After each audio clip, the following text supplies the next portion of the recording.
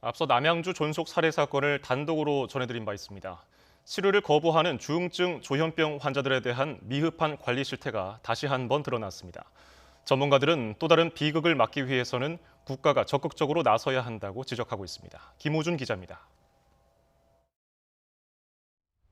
지난 5일 발생한 남양주 존속 살해 사건. 60대 아버지 강 씨는 조현병을 앓고 있던 20대 아들이 휘두른 둔기를 맞고 숨진 것으로 조사됐습니다. 아들의 증세는 심각한 상태였던 것으로 전해졌습니다. 집안 벽지 곳곳에는 이해하기 어려운 문구들이 가득했고 방 안에서 발견된 흉기에는 아버지를 죽이겠다는 협박 문구가 적혀 있었습니다. 아주 심해진 거는 올 초부터 더 계속 심해지는 거예요. 강도가 세지고. 강 씨는 숨지기 전 아들의 치료를 위해 수차례 도움을 요청했지만 관할 보건소와 지역 건강복지센터는 번번이 거절했습니다. 환자인 아들 동의가 없다는 게 그 이유였습니다. 본인이 강하게 거부를 하시면 동의가 우선이 돼야 되는 상황이거든요. 본인 동의가? 네네네, 그렇죠. 정신건강복지법상 정신병원에서 태어난 환자는 본인이 동의해야 지역 정신건강센터에서 관리할 수 있습니다.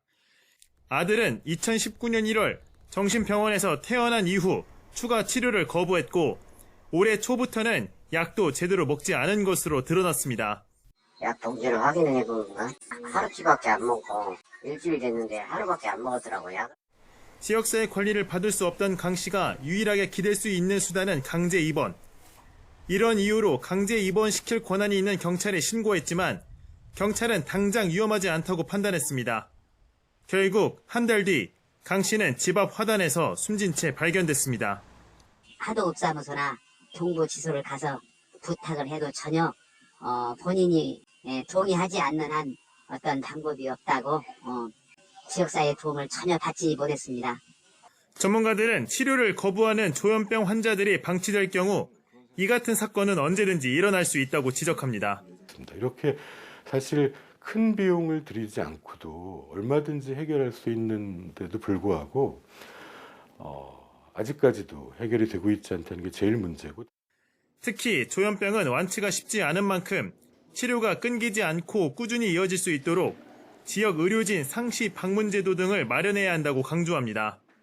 중증 정신질환자의 위험성이 있는 경우는 단순히 의료적 측면만 있는 것이 아니라 치안의 측면도 있습니다. 따라서 치안의 측면이 있기 때문에 국가가 적극적으로 개입하고 책임을 져주는 것이 필요하다고 봅니다. 최근 5년 동안 중증 정신질환자에게 숨진 피해자는 모두 325명. 더 이상의 비극을 막기 위해선 가족만이 아닌 국가가 함께 책임지도록 제도를 정비하고 관련 시설과 전문 인력을 확충하는 게 시급하다는 목소리가 커지고 있습니다. YTN 김우준입니다.